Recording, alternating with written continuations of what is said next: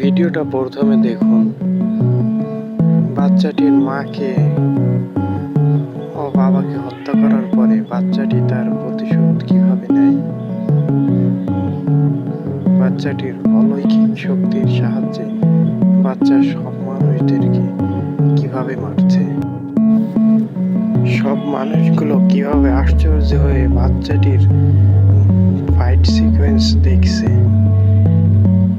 বাচ্চাটি অলৌকিক শক্তি দিয়ে কিভাবে মারধর করছে